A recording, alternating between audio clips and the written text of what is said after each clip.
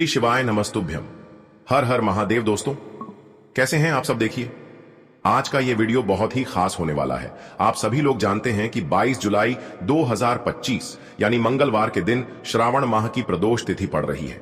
और दोस्तों कहा जाता है कि मंगलवार का दिन हनुमान जी का होता है और प्रदोष व्रत के दिन भोलेनाथ और माता पार्वती की पूजा की जाती है। और इसी दिन किया गया 11 गेहूं के दाने वाला उपाय कभी भी विफल नहीं जाता है। अगर आपने भी श्रावण महीने में यह उपाय नहीं किया है तो इस उपाय से चूकना मत दोस्तों, क्योंकि इसी दिन किया जाने वाला पंडित जी द्वारा बताया गया 11 गेहूं के दाने वाला उपाय आप लोगों को जरूर करना चाहिए। क्योंकि दोस्तों यह एक ऐसा उपाय है जो कि इस उपाय को करने के बाद दोस्तों आपको फिर कोई और उपाय को करने की जरूरत नहीं है, क्योंकि सबसे बड़ा और सबसे नया यह उपाय पंडित जी ने अपनी अभी की शिव पुराण की कथा में ही बताया है। मैं जिस उपाय को आज हम आपको बहुत अच्छे से समझाने वाले हैं, इस वीडियो को देखने के बाद इस उपाय को समझने के लिए आपको कोई और वीडियो को देखने की जरूरत नहीं पड़ेगी। तो चलिए दोस्तों उपायों को शुरू करते हैं। देखिए यह दिन इतना खास होता है, इतना महत्वपूर्ण होता है। देखा गया है कभी कभी बड़े बड़े पूजा पाठ अनुष्ठान से जो मनोकामना पूर्ण नहीं होते, 22 जुलाई 2025 मंगलवार भौम प्रदोष के दिन एक छोटे से उपाय करने से ही आपकी मनोकामना पूर्ण हो जाती है। और बहुत सारे लोगों ने इस उपाय को किया भी है और उनको इस उपाय को करने का फल भी जरूर मिला है। अगर आप लोग भी इस उपाय को प्रदोष व्रत के दिन करना चाहते हैं तो आप इस उपाय को पहले अच्छे से समझ लेना, सुन लेना, उसके बाद करना। आपको इस उपाय का फल जरूर मिलेगा। और इस उपाय को कर लेने से आपके घर में चाहे किसी भी प्रकार की दुख और समस्या क्यों ना चल रही हो, चाहे आपको उसका कारण भी नहीं पता है कि भाई ये समस्या किस कारण से चल रही है, उसका कुछ भी कारण हो सकता है, जैसे पितृदोष हो सकता है या किसी भी तरह का मंगल दोष भी हो सकता है, और भी बहुत तरह के दोष होते हैं, कुछ भी हो सकता है। पर आपको इस उपाय को करने के लिए अपने दोष को पता लगाने की भी जरूरत नहीं है। बस मंगलवार के दिन आपको इस 11 गेहूं के दाने वाले उपाय को आप लोगों को कर लेना है। यह एक ऐसा उपाय है जिस उपाय को अगर किसी विशेष दिन पर किया जाए तो भाई उस विशेष दिन का जो है वह तो हमें मिलता ही मिलता है। पर हमने उस दिन पर इस गेहूं वाले उपाय को किया है तो हमें उससे भी बड़ा फल मिलता है, और फल बहुत जल्दी मिलता है, क्योंकि आप इस उपाय को बहुत ही बड़े और विशेष दिन पर कर रहे हो। क्योंकि दोस्तों 22 जुलाई 2025 यानी कि मंगलवार के दिन प्रदोष तिथि का बहुत ही ज्यादा बड़ा महत्व होता है। इसीलिए दोस्तों आज की इस वीडियो में हम आप लोगों को गेहूं के दाने वाला उपाय समझाएंगे, जिस उपाय को करने से अगर आपकी किसी भी प्रकार की मनोकामना है, किसी भी प्रकार की परेशानी है, सबसे ज्यादा समस्याएं आपके जीवन में ही है। अगर आपको धन प्राप्ति नहीं हो पा रहा है, रुपए पैसे की आपके घर में लगातार दिक्कत परेशानियां चलती चली आ रही है, आपका व्यापार, आपकी नौकरी अगर अच्छे से नहीं चल रहे हैं, जिसकी वजह से घर में लगातार आर्थिक समस्याएं बनी रहती हैं, घर का कोई न कोई सदस्य अगर बीमार रहता है, आपस में एक दूसरे से लड़ाई झगड़ा होता रहता है, किसी की अगर बनती नहीं है, तो पूज्य गुरु जी ने कहा है कि जब आपके जीवन में ऐसी परिस्थितियां आ जाएं कि आप एक एक रुपया खर्च करने से पहले कई कई बार सोचने लगे हो, आपको धन प्राप्ति अगर नहीं हो पा रहा हो, तो आपको सिर्फ और सिर्फ 11 गेहूं के दाने से एक ऐसा विशेष उपाय करना है जो आपकी इन सारी समस्याओं को सिर्फ 7 दिन के अंदर ही समाप्त कर देगा। तो चलिए जानते हैं इन विशेष उपायों के बारे में। लेकिन उससे पहले जो भी मेरे भाई मेरी प्यारी बहनें आज चैनल पर पहली बार आए हैं या मेरी आवाज आज पहली बार सुन रहे हैं, अगर आप भी महादेव के सच्चे भक्त हैं तो वीडियो को लाइक और चैनल को सब्सक्राइब जरूर कर लें और कमेंट बॉक्स में लिखे हर हर महादेव, ओम नमः शिवाय। अब हम समझते हैं इस वाले उपाय को हमें करना किस समय है। इस 11 गेहूं के दाने वाले उपाय को हमें इस प्रदोष व्रत के दिन करना किस समय है। तो देखिए इस उपाय को करने का जो समय है वह सुबह का समय है और शाम का समय भी है। अब देखिए यहां पर हम मुख्य रूप से सुबह का समय नहीं बोलेंगे, क्योंकि 22 जुलाई मंगलवार प्रदोष व्रत का दिन है और इस दिन प्रदोष काल के समय का बहुत महत्व होता है। बाकी अगर सुबह के समय भी करेंगे तो भी अच्छा होगा, उसमें कोई भी दिक्कत वाली बात नहीं है। तो चलिए जानते हैं इस विशेष उपाय के बारे में। लेकिन उससे पहले एक प्रार्थना, अगर आप इस चैनल पर नए हैं तो आप इस वीडियो को लाइक करें, चैनल को सब्सक्राइब करें और कमेंट बॉक्स में आप अपनी राशि या अपना नाम जरूर डाल दें, क्योंकि हम राशि से जुड़ा भाग्य भी बताते हैं और भाग्य में चल रही परेशानियों को दूर करने के लिए वह आसान से आसान उपाय भी बताते हैं। तो चलिए अब हम अपने सबसे पहले उपाय की बात कर लेते हैं। देखो गुरुजी ने कहा है कि अगर मंगलवार के दिन प्रदोष व्रत पड़ जाए तो इस दिन आपको 11 गेहूं के दाने वाला उपाय तो अवश्य ही करना चाहिए। देखो यह उपाय यदि आपके जीवन में कर्जा बहुत अधिक है, आपके जीवन में संकट बहुत अधिक रहते हैं, आपके ऊपर बहुत अधिक विपदा आ रही है, बार बार आपको अपने व्यापार में और अपने धन में हानि देखने को मिल रही है, यानी कि आपको प्रत्येक कार्य में हानि हो रही है, तो आपको यह उपाय करना चाहिए। देखिए इस उपाय के लिए आपको 11 गेहूं के दाने आपको लेने हैं। ठीक है, 11 दाने लेने के बाद में आपको जरूरत होगी चावल के दानों की। 11 चावल के दाने और 11 गेहूं के दाने, और चावल के दाने खंडित नहीं होने चाहिए। अब आप कहोगे भैया गेहूं कहां से लेने हैं? देखो, आपको किसी भी किराना स्टोर पर गेहूं के दाने आपको आसानी से मिल जाएंगे, जाकर ले लेना, ठीक है ना? 11 गेहूं 11 चावल के दाने लेने हैं। साथ ही साथ आपको एक तांबे का लोटा लेना है और उस तांबे के लोटे में आपको जल भरना है। जल आपका खुद के घर का होना चाहिए, मंदिर का नहीं होगा। अब आप ये सब सामग्री लेकर पहुंच जाओगे महादेव के शिवलिंग के पास में। शाम के टाइम पे प्रदोष काल में देखो, जब आप ये उपाय कर रहे हो तो अपना फेस रखना उत्तर दिशा, नॉर्थ डायरेक्शन की तरफ। अब यहां पर जो मैं आपको क्रम बताने जा रहा हूं ना, उस मेरे क्रम को बहुत ध्यान से सुनिए। महादेव को अगर कोई सबसे प्रिय है ना, तो उनकी सबसे छोटी पुत्री, जिनका नाम है माता अशोक सुंदरी, जो आपके पास में चावल के 11 दाने हैं ना, उन चावल के 11 दानों को माता अशोक सुंदरी के स्थान पर आपको अपना नाम और गोत्र बोलते हुए समर्पित कर देने हैं, है ना? और चावल के दानों को रखने के बाद में जो आपके पास में तांबे का लोटा है ना, उस तांबे के लोटे को कहीं पे भी हम जल नहीं चढ़ेंगे। सिर्फ और सिर्फ माता पार्वती का जो हस्त कमल आपको दिख रहा है, यहीं पे गोल गोल आपको समर्पित करना है, उसी जल को, और कहीं नहीं। ना तो माता अशोक सुंदरी के स्थान पर, ना तो शिवलिंग के ऊपर, सिर्फ आपको यहाँ पे गोल गोल जलाधारी पर आपको उस जल को समर्पित करना है। अगर आप भौम प्रदोष के दिन प्रदोष काल में समर्पित कर देते हैं तो आपकी जो भी मनोकामनाएं होंगी, जो भी विश होंगी, महादेव पूरी जरूर करते हैं। अन्न को समर्पण करने से, उस खासकर गेहूं को समर्पण करने से हमारी इच्छाएं पूरी होती हैं। और अगर वह दिन प्रदोष का दिन हो, तब तो इससे सुंदर संयोग कुछ भी नहीं हो सकता। आपकी इच्छाओं को पूरा करने के लिए बहुत स्पेशल, बहुत प्यारा सा उपाय आप सभी को जरूर करना है। ध्यान में रखिएगा, यह उपाय प्रदोष काल में करना है। देखो, गुरु जी ने कहा है, भगवान शिव के शिवलिंग पर 33 कोटि देवी देवताओं का वास होता है। अगर हम शिवलिंग के सामने कुछ भी उपाय करते हैं तो हमारे सभी देवी देवता हमसे खुश हो जाते हैं। यह उपाय आपको अवश्य करना है। देखो, सुबह के टाइम नहीं कर सकते, ठीक है? अब बात करते हैं, बताते हैं तुलसी के गमले में आपको वह कौन सी चीज डालनी है। जी, इस उपाय को करने से आप अपने जीवन में महाधनी बन जाएंगे।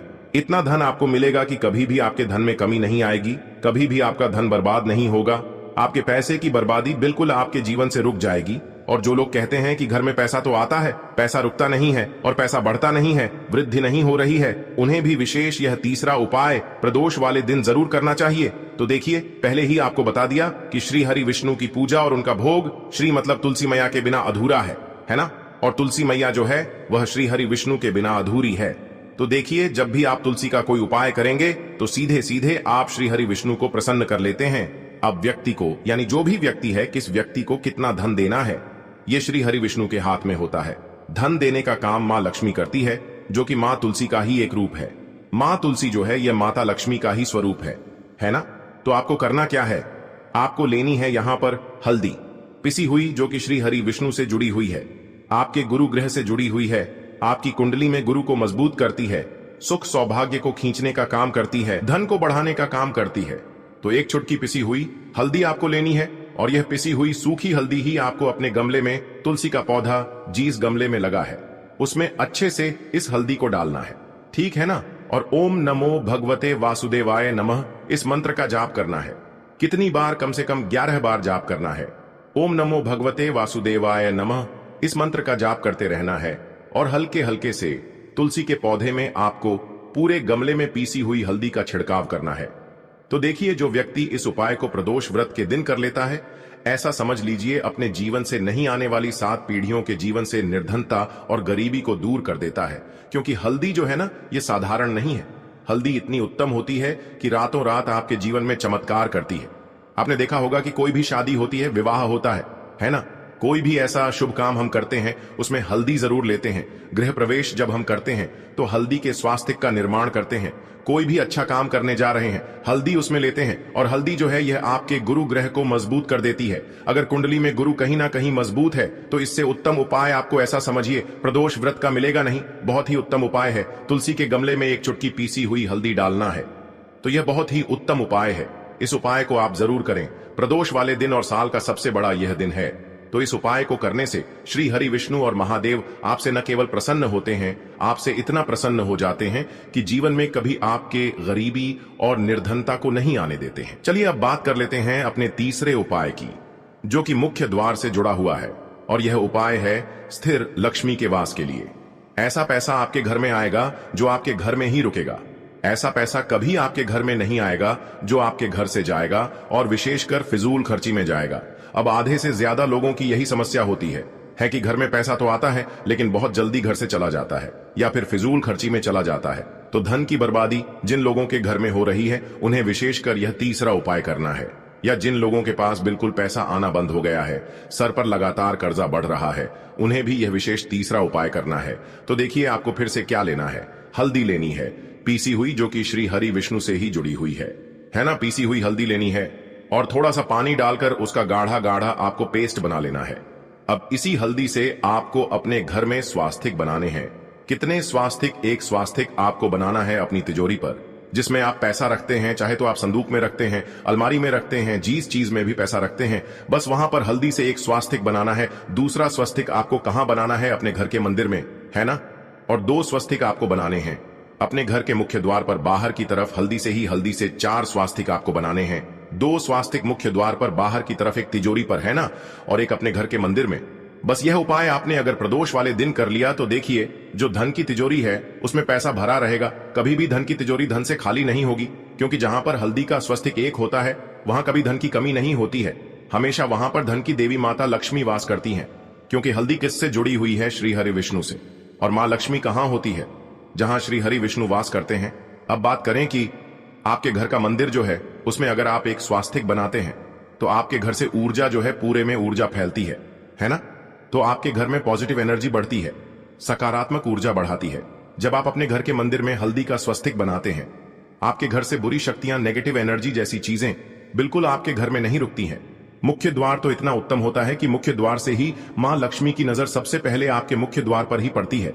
और मुख्य द्वार पर अगर आपने हल्दी के स्वस्तिक बना दिए तो मां लक्ष्मी देखते ही प्रसन्न हो जाती है, क्योंकि यह श्री हरि विष्णु से जुड़ी हुई है ना। और हल्दी के स्वास्तिक जहां पर जो व्यक्ति अपने घर के मुख्य द्वार पर बनाते हैं, ऐसा समझ लीजिए मां लक्ष्मी उनके घर में वास करती ही करती है और कभी भी ऐसे घर को फिर छोड़कर नहीं जाती है। स्थिर लक्ष्मी का वास आपके घर में होगा। यह हल्दी के स्वास्तिक वाला उपाय प्रदोष के दिन बहुत ही उत्तम है। साथ ही साथ कोशिश करें कि इस दिन गाय माता को हरी घास अवश्य खिलाएं। अगर आपको हमारी ये वीडियो पसंद आई हो तो हमारे इस वीडियो को लाइक करें, चैनल को सब्सक्राइब करें, कमेंट बॉक्स में लिखे हर हर महादेव, जय मां लक्ष्मी। अब बात करते हैं अगले उपाय। देखिए इस उपाय के लिए आपको मात्र 5 हरे मूंग के दाने आपको साबुत लेने हैं, खंडित नहीं होने चाहिए। इस बात का ध्यान रखें। और इसी के साथ मैं आपको एक तांबे के पात्र के अंदर अपने घर से शुद्ध जल ले लेना है। अब दोस्तों इन सभी सामग्रियों को लेकर के आपको सीधे पहुंच जाना है भगवान शिव के मंदिर में। देखिए इस उपाय को भी आप सुबह भी कर सकते हैं और शाम के समय में भी कर सकते हैं। देखिए भगवान शिव के मंदिर में पहुंचने के बाद आपके पास जो 5 हरे मूंग हैं, उनमें से पहला जो हरा मूंग है, आपको शिवलिंग के सामने जो नंदी महाराज होते हैं और उनका जो पैर उठा हुआ होता है, वहां पर आपको पहला हरा मूंग समर्पित कर देना है और आपको ओम नमः शिवाय इस मंत्र का जाप कर लेना है। फिर आपको दूसरा हरा मूंग लेना है और शिवलिंग पर जो श्री गणेश जी वाला स्थान होता है, वहां पर आपको यह दूसरा हरा मूंग समर्पित कर देना है। यानी कि शिवलिंग के सीधे तरफ आपको यह दूसरा हरा मूंग समर्पित करना है और फिर आपको ओम नम शिवाय या फिर श्री गणेशाय नम इस मंत्र का जाप कर लेना है। तीसरा हरा मूंग का दान आपको भगवान शिव की सबसे प्रिय पुत्री माता अशोक सुंदरी वाले स्थान पर समर्पित करना होगा। शिवलिंग की जो जलाधारी होती है, जहां से जल बह करके आता है, उसी जलाधारी के बीच में जो कहीं कहीं उठी हुई लाइन होती है सांप की आकृति के रूप में, वहीं पर आपको तीसरा हरा मूंग समर्पित करना है और फिर आपको ओम नमः शिवाय इस मंत्र का जाप कर लेना है। अब दोस्तों चौथा जो हरा मूंग है उसे आपको भगवान कार्तिकेय जी का जो स्थान होता है शिवलिंग पर, वहां पर आपको ये चौथा हरा मूंग का दाना समर्पित कर देना है और आपको ओम नमः शिवाय इस मंत्र का जाप कर लेना है। अब दोस्तों आपके पास जो 5वां और अंतिम हरा मूंग बचा हुआ है, उससे आपको उससे जल के पात्र के अंदर डाल देना है और इस हरे मूंग से युक्त जल से आपको भगवान शिव के शिवलिंग का अभिषेक कर देना है। जल आपको बिल्कुल धीरे धीरे समर्पित करते जाना है और लगातार आपको शिव महापुराण के मूल मंत्र श्री शिवाय नमस्तुभ्यम इस मंत्र का जाप करते रहना है।